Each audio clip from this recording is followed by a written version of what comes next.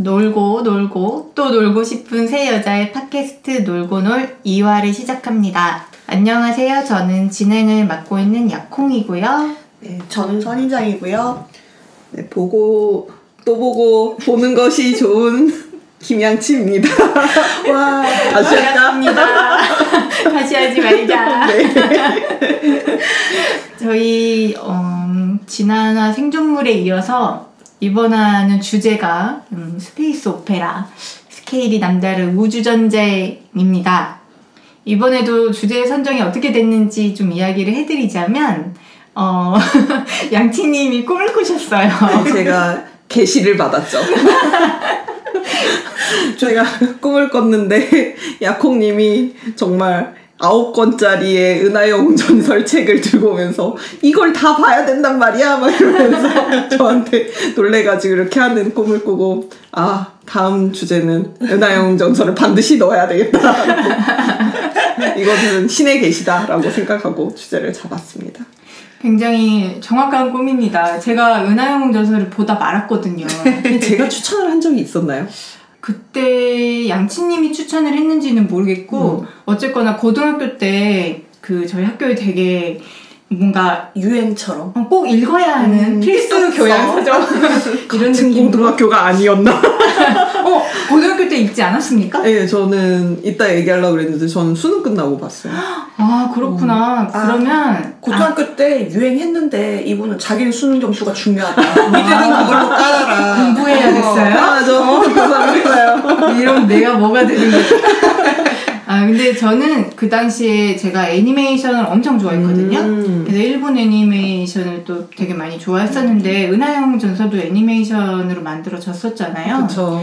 그래서 그것 때문에 원작을 읽어야 된다고 생각을 했던 것 같은데 제 취향이 좀 아니었어요. 사실 저는 스페이스 오페라라는 장르가 있는 걸 이번에 처음 알았어요. 아, 진짜요? 좀 부끄럽지만 스타워즈 좋아하지 않으셨어요? 제가 스페이스 오페라라는 장르가 사실 제가 굉장히 취약한 장르더라고요. 뭐냐면 제가 거창한 이야기를 안 좋아합니다. 역사적인 흐름 있는 거 별로 안 좋아하시는구나. 저는 역사에서도 미시사를 좋아하는 편이에요. 그래서 스타워즈도 안 좋아합니다. 뭐지 저 다스베이더는 뭔가요 그러면? 저거 친구가 준 겁니다. 물론 저희들 어렸을 때 누구나 스타워즈를 봤기 때문에 저도 굉장히 인상 깊게 생각을 하고 있었는데 이걸 커서 다시 보니까 뭐 내 취향은 아니었구나. 이게 그냥 어렸을 때 봐서 그냥 뭐 재밌게 본 걸로 기억을 하고 있었구나. 뭐 좀 그런 거였고 그래서 곰곰이 생각을 해보니까 제가 SF도 약간 뭐 근미래적이거나 좀 더 현실적인 것, 지금 시대에도 있을 법한 그런 건 좋아하는데 아예 세계관이 완전 창조된 것들 있잖아요. 그런 거는 조금 많이 좋아하지 않더라고요. 그래요? 한국 사람들이 좀 그런 걸 안 좋아한다고 들었어요. 스페이스 오페라 장르가 스타워즈도 우리나라에선 그렇게 흥행 성적이 좋지 않고 스타트rek도 그렇고 가디언즈 오브 갤럭시마저 우리나라에선 좀 참패를 했었는데 진짜요? 근데 가오갤이 이제 그 세계관에 마블 세계관에 합류되면서 그러면 저걸 봐야 되나 보다 해가지고 투는 조금 사람들이 이제 보기는 했는데 그러니까 우리나라 사람들은 너무 허황된 이야기는 별로 안 좋아하는 것 같은 그런 생각이 들어요. 근데 차라리 약간 하드 SF라고 할 수 있는 인터스텔라라던가 그래비티 같은 거는 그리고 마션 이런 거는 꽤 흥행을 했다고 들었거든요. 그러니까 지금 과학기술로 좀 발달하면 나올 법한 미래의 이야기는 오케이 좋아 이러는데 이제 그냥 뭐 이렇게 새로운 종족이 있고 이러면 뭔 소리야? 뭐 이러고 이제 뭐야 나 전형적인 한국인인 거예요? 인터스텔라는 하드 SF라고 하긴 좀 그런가? 조금 애매하긴 좀 애매하긴 하다. 조금. 저는 오히려 우리나라 사람들이 SF를 되게 좋아하는 줄 알았어요. 왜냐면 제 주변에 막 스타워즈 좋아하는 사람들 너무 많고 그거는 한국인 주변이 진짜 특이야. 그렇구나. 우리나라는 SF의 불모지죠. 주변 사람을 가지고 일반화를 하면 안 되는 거였군요. 네. 그럼 스페이스 오페라라는 장르에 대해서 좀 더 디테일한 설명을 해주실 수 있나요? 저희도 아는 게 많지 않아가지고. 근데 대략적으로 저는 그냥 저 안에서의 스페이스 오페라 장르는 이렇게 생각을 하고 있어요. 그냥 우겨도 되는. 그러니까 하드 SF는 좀 과학기술이 어떻게 발전되는 거에 따라서 사람들이 어떻게 변하는가 뭐 이런 쪽의 이야기가 되고 거고, 소프트 SF 쪽은 이제 과학기술 쪽은 그렇게 엄밀하게 묘사를 하지 않더라도 인류사라던가 아니면 인류가 이렇게 진화를 했으니까 다음 인류에는 우리가 어떤 문명을 가질 것이고 뭐 이런 장르라고 알고 있고, 스페이스 오페라는 이런 뭐 과학 기술이라던가 문명이라던가 이런 거 전혀 쓸데없이 그냥 우기면 되는, 스타워즈에서 라이트 세이버가 어떤 원리에 대해서 작동되는지 이런 거 우리가 알 필요가 없지 않습니까? 네. 그렇게 그런 그냥 가볍게 우주를 배경으로 나오는 우주 소동극? 활극? 뭐 이런 식으로 생각을 하시면 될 것 같아요. 사실 그렇게까지 인기가 있지는 않은 것 같은데, 그러니까 SF 덕후들은 아니야 이건 SF라고 할 수 없어 라고 이렇게 하는 것 같은데, 사실 팬으로 보면은, 덕후로 보면은 스페이스 오페라 장르 덕후가 가장 많다고 볼 수 있죠. 아 진짜요? 그래서 스타워즈, 스타트랙 뭐 이런 애들만 다 모여도 저는 이 장르 좀 많이 좋아해요. 근데 스타워즈는 그렇게 좋아하지 않고 3대 스타 시리즈가 있는데 스타워즈, 스타트랙, 스타게이트 이렇게 있는데 저는 스타게이트 이쪽이랑. 아 진짜? 네, 스타게이트는 진짜 좋아해가지고 그 엄청 긴 드라마 시즌을 거의 다 따라잡아서 봤고요. 닥터 도 일종의 스페이스 오페라라고 볼 수 있잖아요. 타임로드가 나오고 이런, 그것도 좋아해서 그것 시리즈도 거의 다 보고 그랬어요. 저는 그냥 스페이스 오페라 하면 딱 그냥 잘라서 알 수 있는 게 있다고 생각하는데, 길면 스페이스 오페라. 아 길면? 장편이면 역사적인 흐름이 있으면 스페이스 오페라. 시리즈로 나오거나 막 그러면 그냥 단편 짧게 이렇게 되는 거면 그러면 그냥 SF지. 좋은 구분법이다. 그럼 저희 이제 스페이스 오페라 장르 중에서 이 주제의 시발점이 되었던 은하영웅 전설부터 양치님께서 이야기를 해주시죠. 아, 네. 제가 그 꿈에 계시를 받았다고 했잖아요. 네. 근데 그거 되게 황당했던 게, 제가 은하영웅 전설을 정말 재밌게 봤었어요. 그래서 진짜 이거 보고 한 5번은 다시 봤을 거예요. 그랬는데 물론 다 완독을 5번을 한 건 아니고 부분 이렇게 읽었는데, 그렇지만 이거를 누구한테 권한 적은 없거든요. 왜냐면 원체 길잖아요. 그래서 그렇죠. 원체 길기 때문에 누구한테 권한 적이 없는데, 그리고 또 요새는 또 한동안 잊고 살아서 그게 진짜 오랫동안 생각 안 하고 있었던 작품인데 갑자기 이렇게 꿈에 나와서 이건 정말 계시로밖에 볼 수 없는, 반드시 이걸 해야만 하는, 이렇게 받으려서 제가 우겼는데, 은하영웅 전설은 일본 작가 다나카 요시키의 작품이고요. 1980년에서 88년까지 연재된 작품이라고 하더라고요. 굉장히 오래된 소설이에요. 와, 진짜 네. 오래됐구나. 연도로 들으니까 확 느낌이 오네요. 네, 그리고 이 작품에 대해서 이제 저는 2가지로 딱 압축해서 설명을 할 수 있을 것 같은데, 이 작가가, 다나카 요시키가 처음에 은하영웅 전설, 이 제목도 조금 거부감이 있는 사람이 있을 것 같은데, 오글거린다 뭐 이렇게 할 수 있는 그렇죠. 사람이 있을 것 같은데, 처음에 연재를 할 때 제목을 은하 삼국지라고 하려고 했었대요. 그래서 딱 그렇게 생각을 해주시면 됩니다. 은하계에서 벌어지는 삼국지 같은 이야기라고 생각을 해주시면 될 것 같고, 이제 또 2번째 문장은 그 SM 대표 이수만 대표님의 말을 빌려서 이 많은 것 중에 네 취향 하나쯤은 있겠지라고 생각을 하시면 될 것 같아요. 아 그러네요. 네. 아, 그 수많은 캐릭터들이 네, 이야기하는 거예요. 캐릭터들이 굉장히 많고요. 매력적인 캐릭터 중에 이제 좋아하는 캐릭터의 노선을 이렇게 따라가다 보면 이제 장편 소설의 재미를 느끼실 수 있을 것 같습니다. 스페이스 오페라가 긴 소설이고 그리고 역사적인 그런 배경이 있기 때문에 역사적인 배경을 좀 설명을 하자면, 배경이 된 건 아마 정확하진 않은데 서기 한 3600년경? 뭐 이때쯤이 돼요.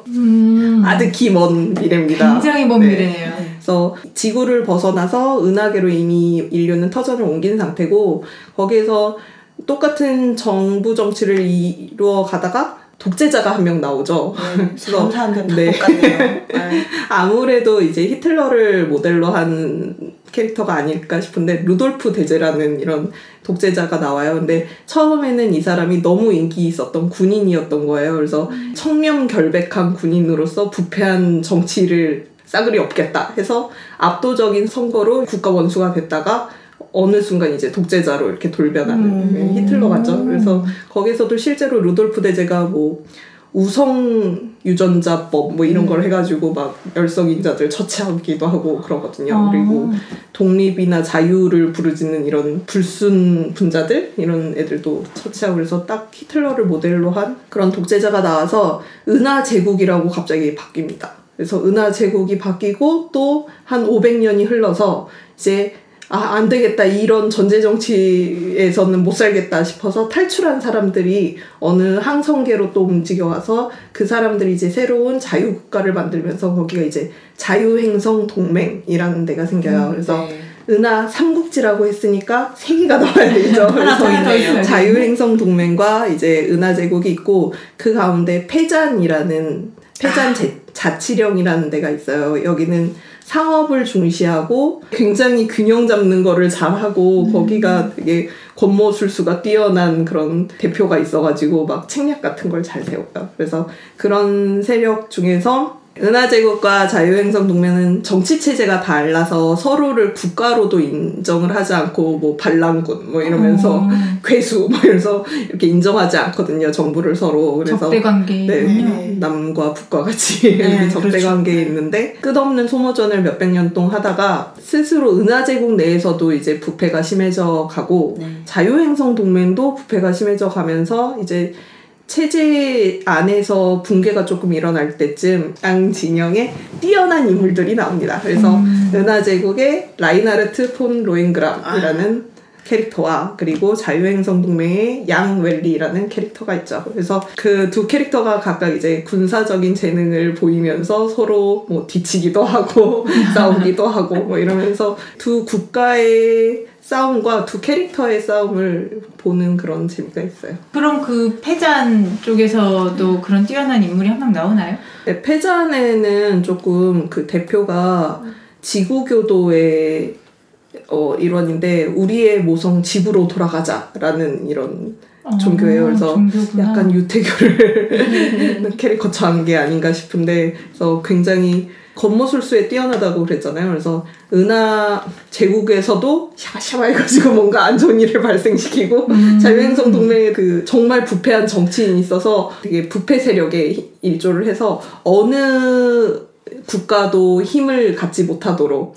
그러니까 자기들이 딱 지금은 서로를 국가로 인정을 안 하기 때문에 걔네들은 교역이 없는 거예요. 그래서 그 교역이 다 패잔을 통해서 이루어지고 있거든요. 그래서 그런 위치를 확보하기 위해 계속 서로를 이제 이간질시키는 그런 최종 악역이라고 볼 수 있습니다. 악역이군요. 네. 은근히 상대적으로 좀 조명을 덜 받은 것 같은 느낌이 들어요. 소설 내에서 좀 그렇죠. 비중이 많지 않나 보네요. 그러니까 물론 큰 사건의 이제 뒷 배우로 항상 나오기는 하는데 근데 조금 이제 그런 이렇게 매력적인 부분이 그렇게 많이 부각된 것 같지는 않더라고요. 그러면은 그 라인하르트랑 양 웰린은 서로 이렇게 적대적인 사이인 거예요? 인간적으로는 호감을 느끼고 있지만 적대하는 관계라고 생각을 해주시면 서로 다른 진영이 있군요. 서로를 인정하는. 그렇구나. 저는 약간 이게 둘은 동료. 동료. 지금 보니까 엄청나게 군복이 다르잖아요. 그렇군요.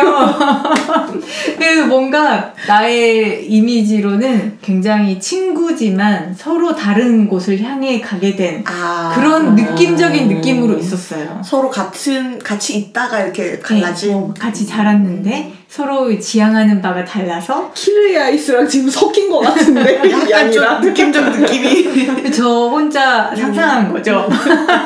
왜곡된 것입니다. 로잉그람과 친한 키르의 아이스라는 캐릭터가 있긴 있었어요. 캐릭터 이야기 좀 해주세요. 좀. 캐릭터는 일단 제가 밝히자면 저는 격렬한 자유행성 동맹 빠이기 때문에 은하제국을 싫어해서 저 역시 그렇습니다. 대부분 그런가요? 아닙니다. 네, 은하제국도 되게 팬이 많아요. 왜냐면 은하제국의 캐릭터 양측 진영의 캐릭터 매력도로 보면은 매력 있는 캐릭터를 좀 은하제국에 많이 몰아넣었고 능력 있는 캐릭터도 자유행성 동맹은 거의 양 혼자 끌고 간다라고 볼 수 있기 때문에 굉장히 캐릭터로만 놓으면 은하제국 그 라인하르트는 약간 중이중이한 캐릭터예요. 어린 시절 이제 정말 사랑했던 누나가 황제의 후궁으로 어쩔 수 없이 팔려갑니다. 아빠가 이렇게 돈을 받고 이렇게 팔려가요. 그래서 이 썩어 빠진 세상 내가 다 갈아엎겠어 뭐 이러면서 누나를 되찾기 위한 힘이 필요해. 모든 은하를 내 아래에 뭐 이러는 정말 오른팔에 흑염룡이 살 것 같은 그런 중이중이한 캐릭터예요. 근데 이제 외양은 아마 이 소설 네, 시리즈에서 가장 최고급으로 가장 아름다운 미모라고 되어 있고 남녀노소 불문하고 가장 아름다운